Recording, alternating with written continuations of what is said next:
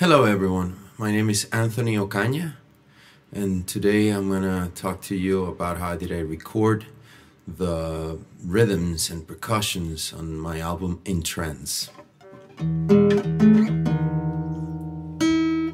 It took me about 9 months to record the album and 2 or 3 years to write all the material. Even though that throughout the recording process I was still being creative and not just only laying down the tracks of what I had written. So it's gonna be hard to summarize in a short video how did I do all these percussions, but I'm gonna talk about right now of my piece Fábrica de Sueños,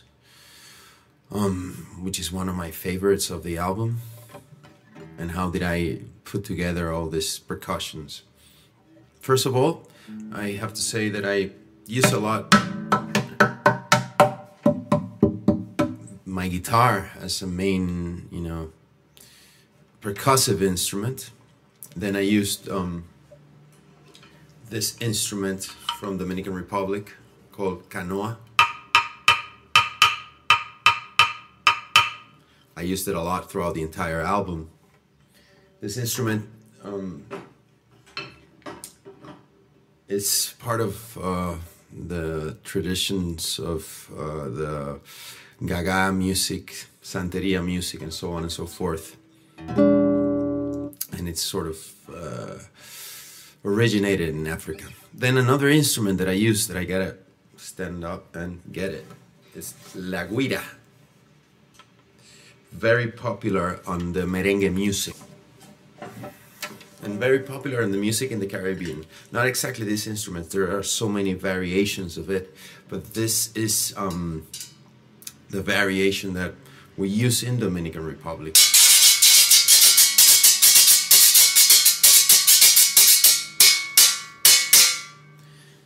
This sort of were my tools to do the percussions on In Trance, with certain exceptions, of course.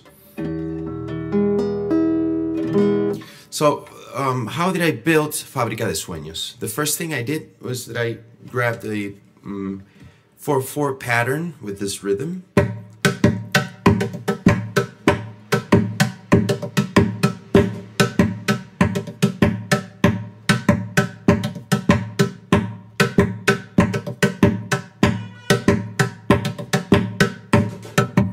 And I looped it. On top of that, I added like a pedal harmony.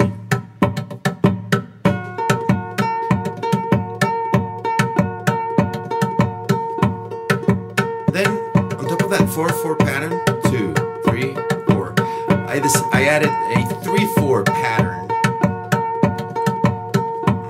which I'm gonna play right now.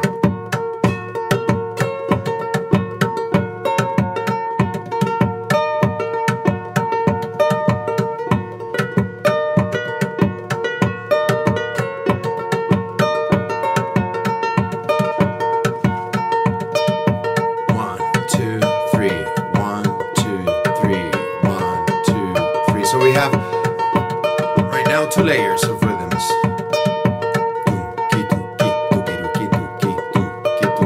Three, 4, and then on top of that a 3/4. 1, 2, 3. 1, 2, 3. 1, 2, 3. 1, 2, 3. So we have this sort of a chaos, but it's to my ears it's a beautiful chaos.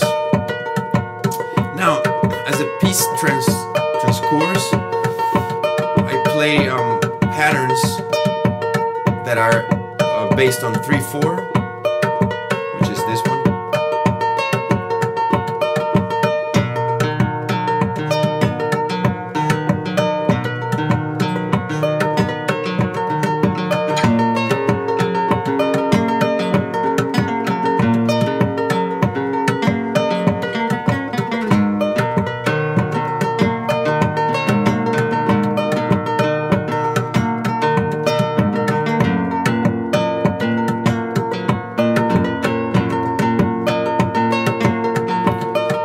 so on and so forth.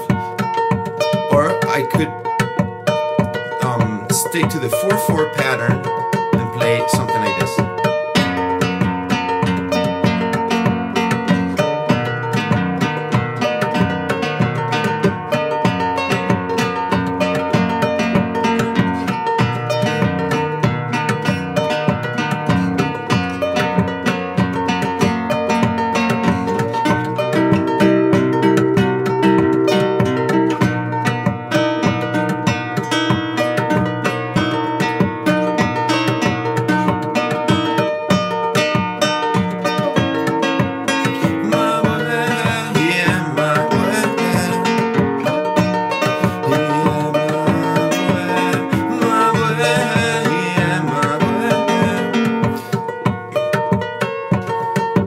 Now we have built it this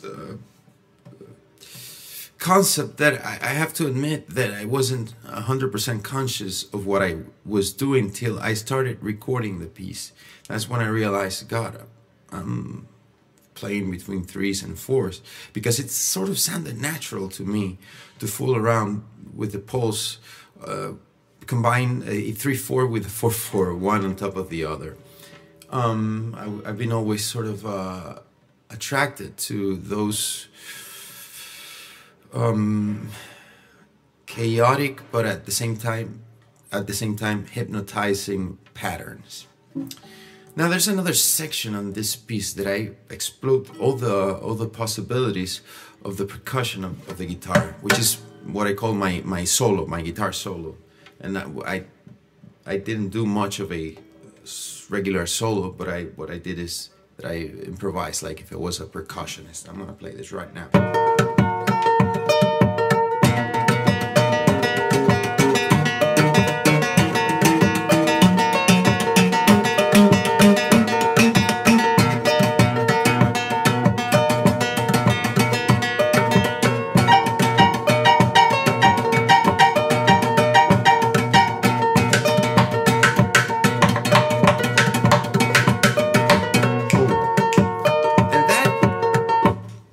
That was how I built up the percussions of the album. Then on top of that, I would have electric guitars, many tracks of electric guitars, or either doubling themselves or put it together like if it was a chorus, a choir, adding a lot of delays and absolutely strange delays to it, so it would give that hypnotic experience to the piece.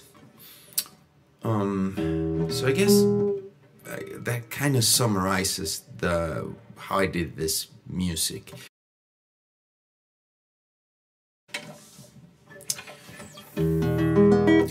Another interesting piece to me in this album, in terms of how I build the percussions, is in Trance 1.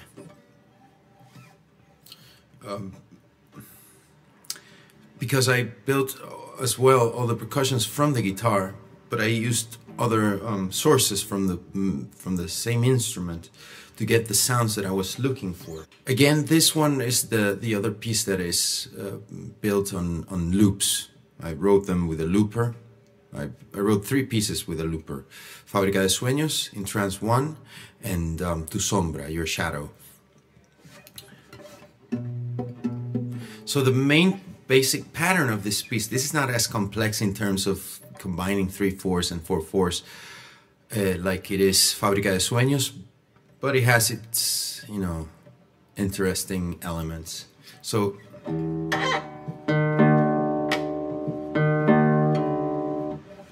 I put this bass part.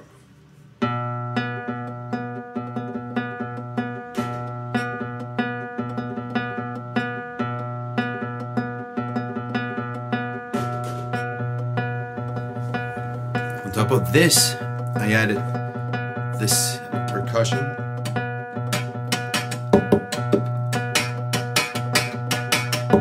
Sort of sounds like a tabla or a snare drum and a hi-hat.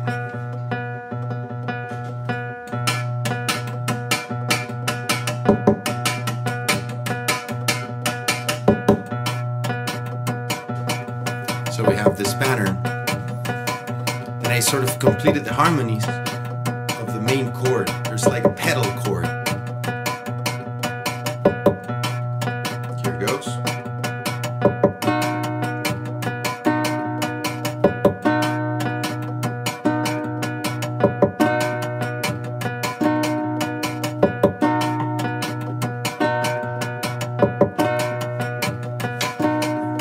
And I would sing on top of that.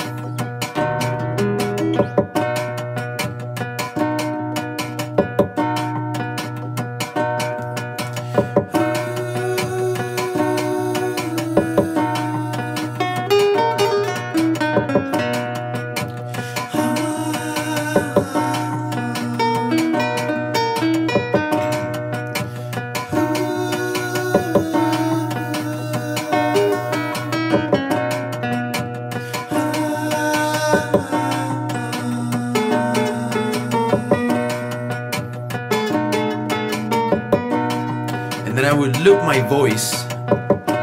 I'm gonna do it inside of the microphone of the guitar, but again, on the recording process I did it with a regular microphone.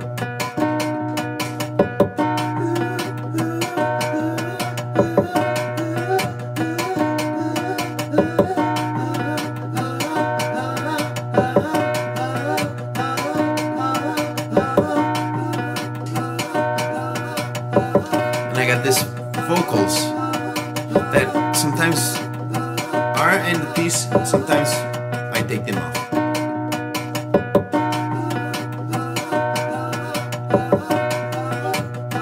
Depends on what part I want it to be. On top of that,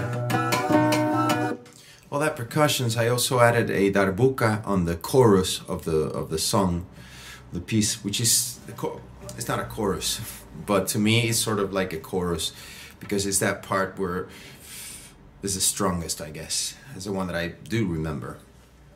It's this one.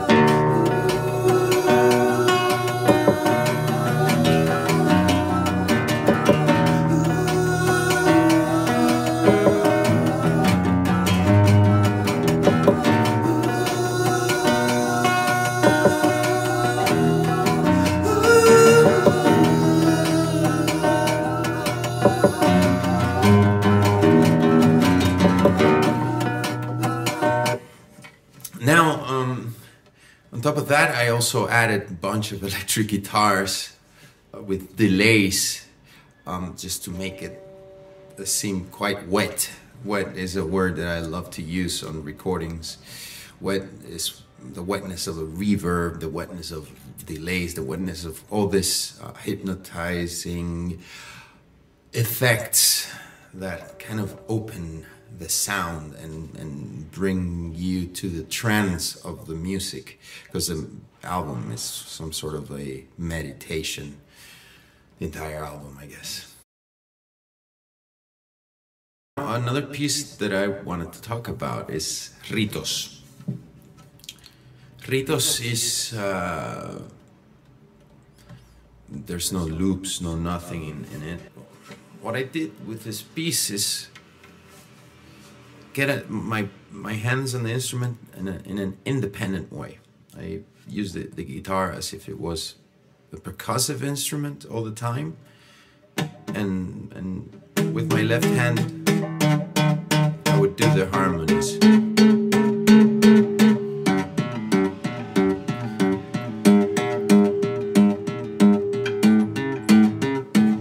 With the right hand I would sort of grab two pedal notes and use them as if they were any percussive instrument, whatever it reminds you to. So this is how it goes.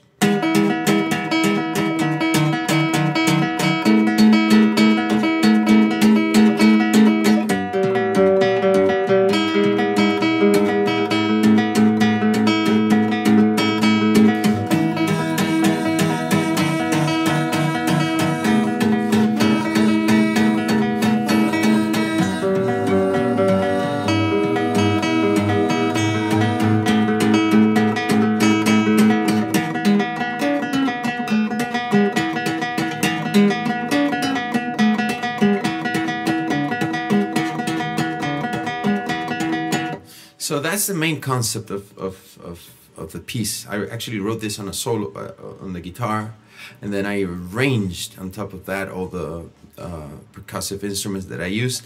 I arranged all the vocals that I added, arranged the electric guitars, and the keyboards that are involved. There's a lot of keyboards in there. There's some percussions that are played on MIDI instruments. I didn't want them to sound very unrealistic, but you know, it's a very powerful tool, the computers and the keyboards and all that, in order to be able to reach a sound that you're looking for, that maybe you don't have it in front of you with regular musicians, or you don't have it in front of you because it's an artificial sound, which I love artificial sounds. So this sort of summarizes this piece as well.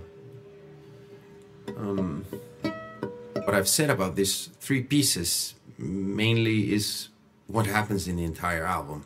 I mean, the arrangement concept that I used from beginning to end is very similar. That's it.